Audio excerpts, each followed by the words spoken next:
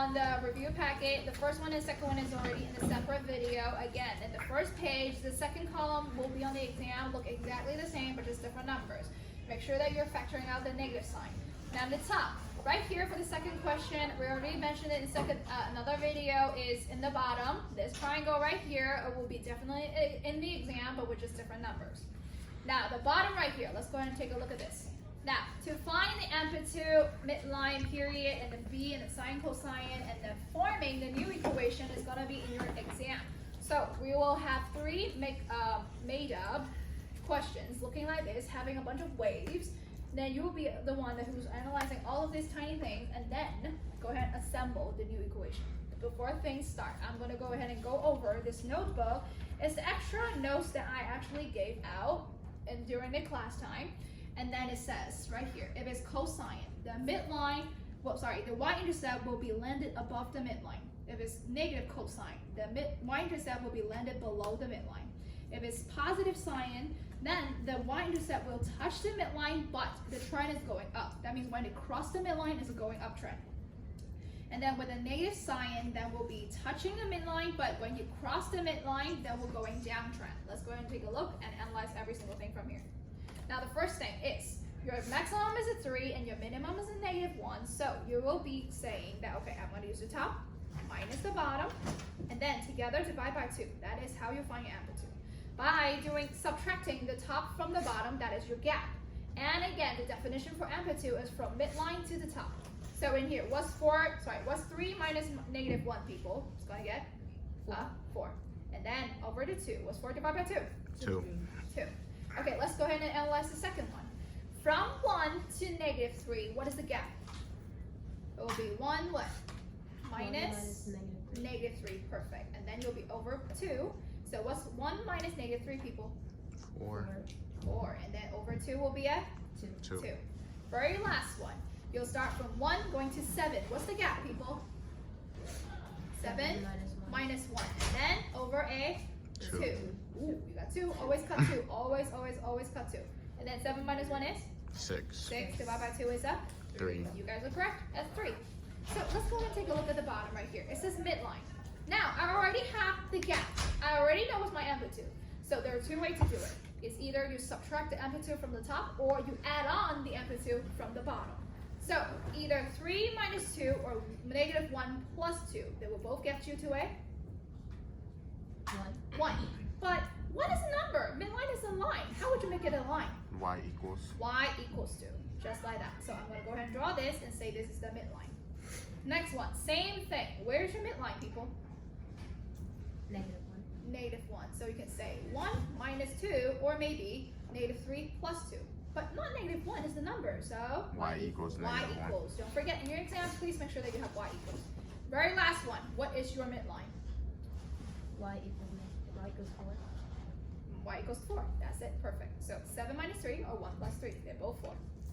Okay, after that, it's going to be period. What's a period? So let's make a definition clear first. You either, in the graph, because normally we will say that it's how much space does it take up to start from having a mountain on the top and an ocean in the bottom.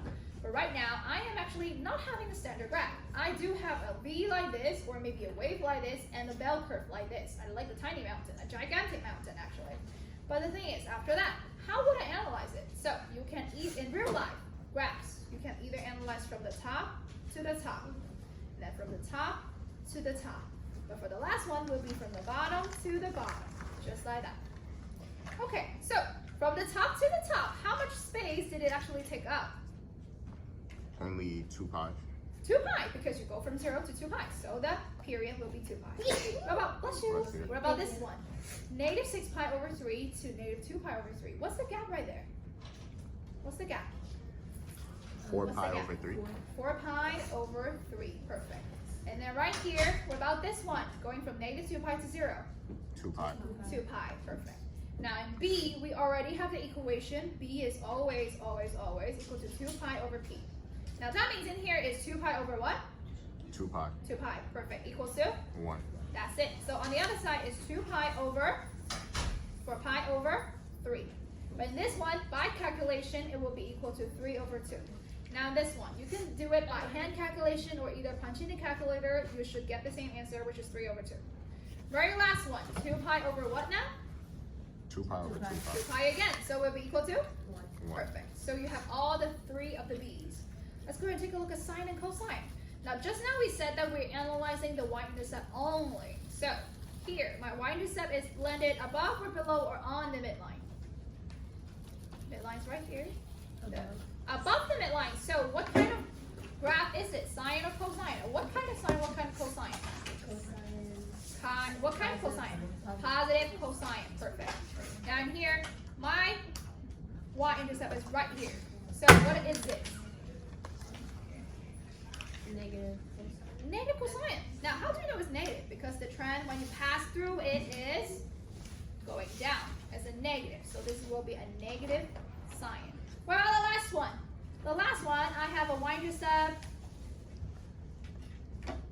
So negative cosine. Negative cosine. The y-intercept is below the midline, so negative cosine. Now, based on this, we have to be trained to assemble this whole thing so that we can know what is the actual equation. Now, we have not been practicing this, so make sure that you pay attention here. We'll always start with a positive, negative first. So, what is a positive or negative? Positive. Positive. And then, based on page 19, if you don't remember, based on page 19, you'll always have an A, which is amplitude, in front of it. B is in front of the x only, which is your 2 pi fits how many? And then, which is your D. D is your near midline, or maybe so far we can call it C because we don't have a vertical shifting at all. Sorry, horizontal shifting at all so far. I only have a vertical shifting, which is going up and down. So, right now I have a D. It's going up and down. That will be our near midline.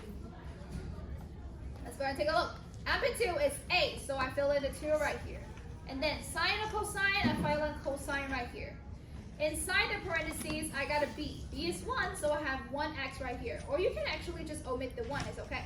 And then your midline is actually a positive 1, so you plus 1. Now, this is your example. Can you go ahead and tell me how would you do it on the second one? So, positive and negative? Negative. Negative what? Sine. Sine.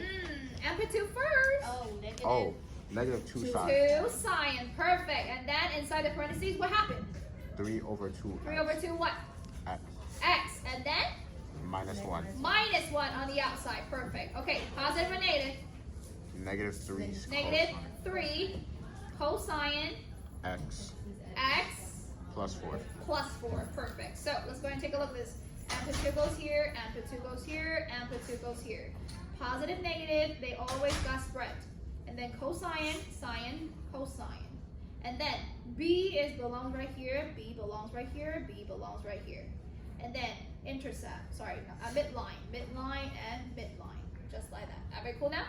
Yep. Okay, now this is the time for the back. Now in here, we're gonna